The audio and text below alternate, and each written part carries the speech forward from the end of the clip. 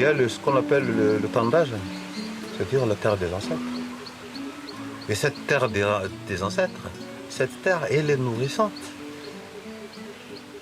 Mais seulement, on a tendance à oublier ce concept de tendage. Les ancêtres ont donné la terre pour être cultivée. Et c'est celui qui cultive la terre, hein, il sera nourri par cette terre. Donc il faut revenir à ce cycle. Homme-terre, homme-terre, homme-terre.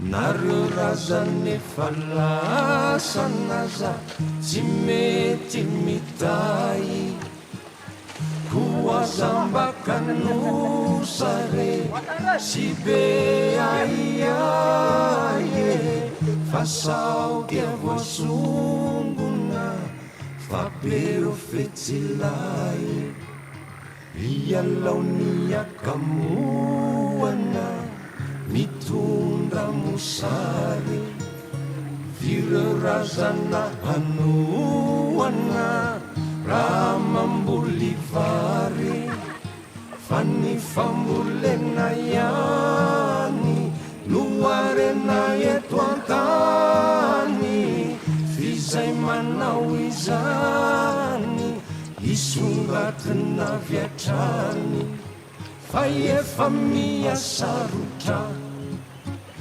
ty fiainana ity fa misy te hivarotra ity tanitsika ity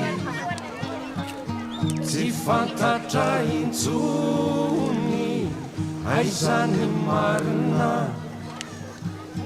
fa tady olotony amizay tsy ho tafa